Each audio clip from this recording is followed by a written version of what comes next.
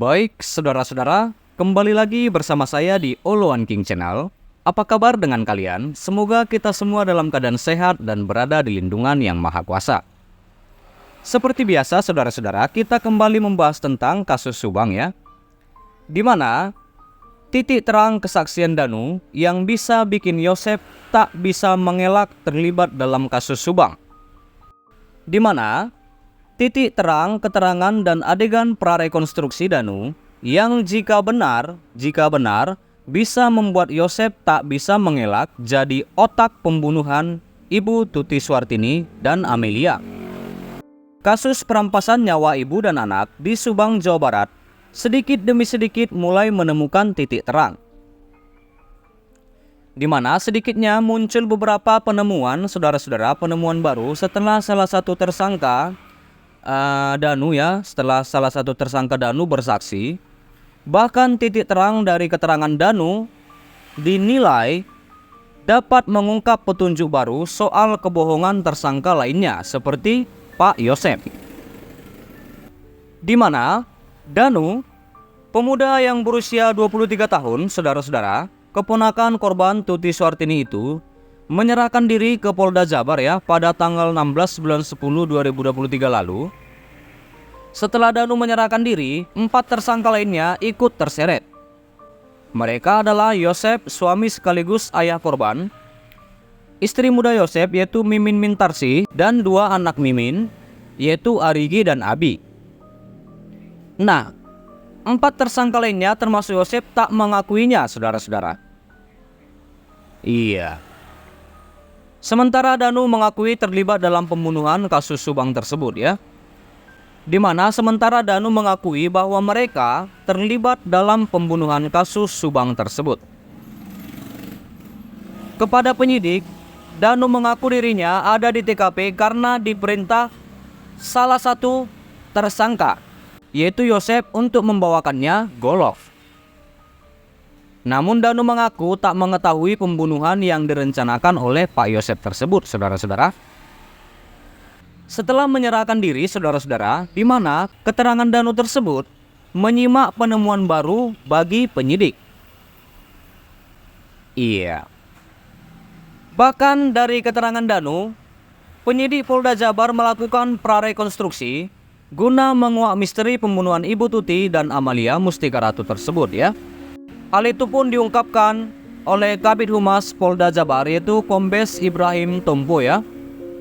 Di mana menurutnya keterangan Danu cukup memberikan spirit baru bagi penyidik Polda Jabar untuk mengungkap kasus Subang tersebut.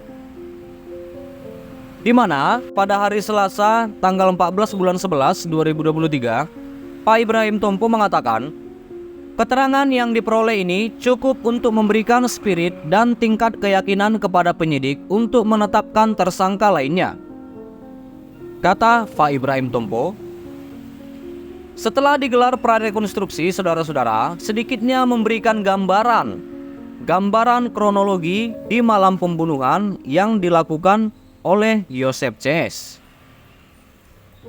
Di antaranya 95 adegan prarekonstruksi tersebut, ada beberapa adegan yang bisa membuat Yosef tak bisa mengelak terlibat dalam pembunuhan istri dan anaknya tersebut.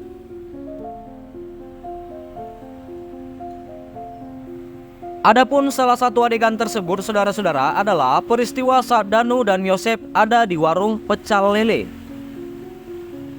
Menurut pengakuan Danu ya, dirinya dan Yosef sempat bertemu di warung pecel lele. Ini juga kita sudah bahas ya, saudara-saudara. Itu di warung pecel lele pada pukul 9 malam.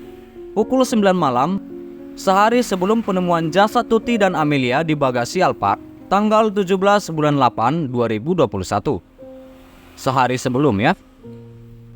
Dan Danu mengaku selepas dirinya pulang bekerja, ia melihat motor Yosef parkir di warung pecel lele tersebut. Kemudian Danu berinisiatif mampir dan menghampiri Yosef.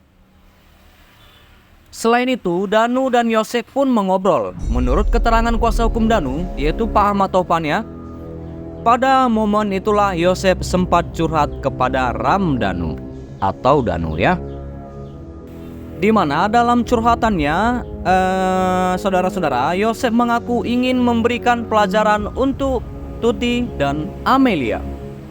Yosef curhat soal dirinya yang merasa diperlakukan tidak adil oleh kedua korban, yaitu Tuti dan Amalia, karena tak mendapat jatah yang layak dari yayasan yang didirikannya. Sementara itu, keterangan Yosef ya, sekira pukul 8 malam, tanggal 17 bulan 8 2021 lalu, ia mengaku dirinya terakhir kali melihat Tuti dan Amelia di rumah.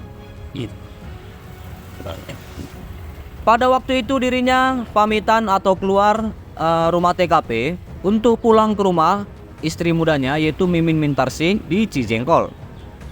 Di sisi lain, keterangan Yosef itu diperkuat dengan keterangan Mimin Mintarsih, istri mudanya yang juga jadi tersangka kasus Subang. Mimin mengaku dirinya yang ketiduran di rumahnya dibangunkan oleh Yosef sekira pukul 9 malam. Namun Mimin tak menjelaskan datang dari mana Yosef saat itu membangunkannya ya. Iya. Lalu demikian perbedaan keterangan yaitu Danu dan Yosef tersebut ya, saudara-saudara. Di sisi lain membuat penyidik Polda Jabar mendapat petunjuk. Ya, di sisi lain penyidik mendapat petunjuk ya, saudara-saudara. Jika mengacu pada keterangan Danu bahwa Yosef ada di warung pecel lele sekira pukul 9 malam, penyidik dapat memeriksa alat bukti CCTV di sekitar warung pecel lele ya, saudara-saudara. Ya, itu kan pasti ada CCTV di warung, bahkan di sekitar warung pecel lele ya. Iya.